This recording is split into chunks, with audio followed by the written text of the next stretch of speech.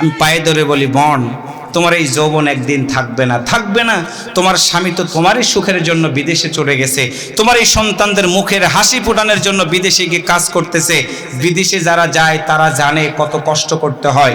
তোমার সুখের জন্য এত কষ্ট করলো, আর তুমি পরকীয়া করা নিয়ে ব্যস্ত হয়ে গেলা। তুমি তো দায়ুস, আর দায়ুসু লা ইয়াদখুলুল জান্নাহ।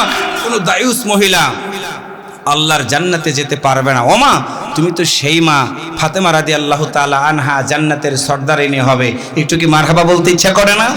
তুমি তো সেই মা হযরতে আসিয়ার সাথে তুমি জান্নাতের ভিতরে থাকতে পারবা।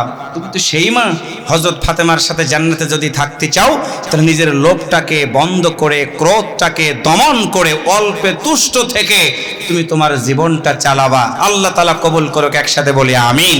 এবার একটু বলেন তো, যতদিন বাঁচবো রব হিসাবে আমরা মানব কাকে? আর একটু জোরে বলেন, কাকে? কথাটা কার? একসাথে বলেন, কথাটা কার? কোন সূরা? ঘুমাইলে তো হবে না, একসাথে বলেন, কোন সূরা? কত নম্বর আয়াত? আল্লাহ তাআলা কবুল করুক, একসাথে বলি আমিন। ইন্নাল্লাহ রাব্বি, নিশ্চয় আমার রবকে, অরব্বুকুম, আপনাদেরও রবকে, ফাআবুদুহু, ইবাদত করব কার? হাজা সিরাতুম মুস্তাকিম, এটাই হলো সঠিক সরল পথ। ও ভাই, আল্লাহর পথ ছাড়া কোনো পথই সঠিক না। আল্লাহর পথ ছাড়া কোনো পথেই শান্তি নেই।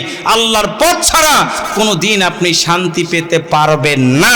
তাহলে বলুন তো, আল্লাহর দেওয়া অক্সিজেন খাই, আল্লাহর দেওয়া জমিন দিয়ে হাঁটি। কয়েকদিন আগে ঢাকাতে ভূমিকম্প হলো, আপনাদের এলাকা থেকে হয়েছে? জমিন নাড়া দিয়েছিল? আচ্ছা দেখেন তো, আমাদের না এত ক্ষমতা, আমরা না খুব পারি। এত ক্ষমতা থাকার পরও জমিনকে কি আমরা বলেছিলাম জমিন নড়বা না? জমিন নড়বা না। জমিন নড়া বন্ধ করে দেয় নাই, কারণ জমিনটাকে যিনি নড়িয়েছেন, একসাথে বলেন তো তিনি কে? আরেকবার বলেন, তিনি কে? সে আল্লাহ। শুধু বলবে কোন ফায়াকুন, বলা মাত্র সেটা হয়ে যাবে। যুবক, তোমাকে পায়ে ধরে বলি, তুমি কখনো আল্লাহর জমিনে দিন কায়েমের বিরুদ্ধে যাবা না। মদ খাবা না, গাঁজা খাবা না, ইয়াবা খাবা না। অনেক মুরব্বী আছে আমার বক্তব্য শুনতেছেন, পায়ে ধরে বলি, দামি সম্পত্তিগুলো কি করে আপনি ছেলেকে লিখে দিলেন মেয়েকে ফাঁকি দিয়া? অনেক এলাকাতে আছে, হজ করতে যাওয়ার আগে দামি সম্পত্তিগুলো, রাস্তার সাথেকার জমিগুলো ছেলেদেরকে লিখে দিয়ে মেয়েদেরকে ফাঁকি দিয়ে হজে যাওয়ার আগে বলে, মা আমি হজে যাচ্ছি, মেহেরবানি করে তুমি আমাকে মাফ করে দাও। আচ্ছা বলেন তো, ছেলে যদি পায় 2 বিঘা, মেয়ে তো 1 বিঘা পায় না ভাইরা? আপনি কম দেন, 10 ডিসিমাল দেন, 5 ডিসিমাল দেন। মেয়ের কাছে গিয়ে বলেন, মা তোমারই ভাই এই বাড়িতে থাকে, বাবা তোমাকে তো বিয়ে দিয়েছি, অনেক টাকা পয়সা খরচ করে তোমাকে 10 শতক জায়গা দিলাম, মা তুমি মিলেমিশে থাকবা, দোয়া করবা। দেখবেন অনেক ছেলে পিতা মাতাকে মারে, বুঝবেন ভালো করে। কই গাতিতে আছে কিনা আমি জানি না, অনেক ছেলে পিতা মাতাকে মারে, কিন্তু চ্যালেঞ্জ করে বক্তব্য দিয়ে গেলাম, কোনো মেয়ে বাবাকে মেরেছে এই রেকর্ড নাই। বরং ছেলে যখন বাবাকে বের করে দেয়, কোনো জায়গা থাকার জায়গা নাই, তখন মেয়ের বাড়িতে গিয়ে আশ্রয় নেয়। পায়ে ধরে বললাম, আমার বক্তব্য হচ্ছে সমাজ সংস্কারক। অনেকের একটু খারাপ লাগতেছে আমি জানি, কিচ্ছু করার নাই ভাই।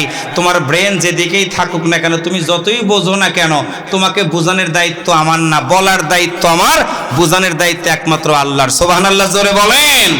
হেদায়েত একজনই দিবেন, একসাথে বলেন তিনি কে? আরো জোরে বলেন, তিনি কে? আমার এই বক্তব্য শোনার পর একজন যুবক যদি মদ ছেড়ে দেয়, গাঁজা ছেড়ে দেয়, সিগারেট ছেড়ে দেয়, তামাক ছেড়ে দেয়, আজকের মাহফিলের সার্থকতাটা হলো। আমার এই বক্তব্য শোনার পর একজন মানুষ যদি মেয়ের সাথে ভালো ব্যবহার করে, আজকের মাহফিলের সার্থকতা হলো। আজকের বক্তব্য শোনার পরে একজন যুবক যদি মা বাবার সাথে ভালো আচরণ করে, আজকের মাহফিলের সার্থকতা হলো। তবে এতটুকু মনে রাখবা, আজকে তুমি যদি ফাঁকি দেওয়ার চেষ্টা করো, তুমি যেদিন মরে যাবা, তোমার সন্তানও ঠিক তোমাকেই ফাঁকি দিবে। তুমি তোমার পিতামাতার জন্য দোয়া করবে না, তুমি মরে যাবা, তোমার সন্তানও তোমার জন্য দোয়া করবে না। আমার কাছ থেকে লিখে নাও, কারণ আগের হাল যেদিকে যায়, পিছনের হাল সেই দিক দিয়ে যায়। তাহলে বলুন তো, যতদিন বাঁচবো আল্লাহর এই কোরআনটা কি মানা দরকার আছে না নাই? আরেকবার বলেন, আছে না নাই? আমি একটু প্রস্তাব করছি, আগামী বছর এই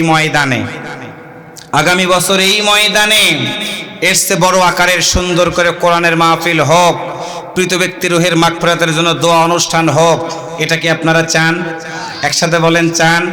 যারা চান তারা একটু দুই হাত তুলে একটু হ্যাঁ বলুন। ভাই তোলেন তো একটু কষ্ট করে। আমি প্রস্তাব করছি আগামী বছর এই ময়দানে এর চেয়ে সুন্দর আকারে কোরআনের মাহফিল হোক। যারা চান তারা একটু হ্যাঁ বলুন। আরেকবার হ্যাঁ বলুন, আরেকবার হ্যাঁ বলুন। যারা চান না তারা না বলুন। সবাই আরেকবার হ্যাঁ বলুন। আল্লাহ তাআলা কবুল করে, একসাথে বলেন আমিন।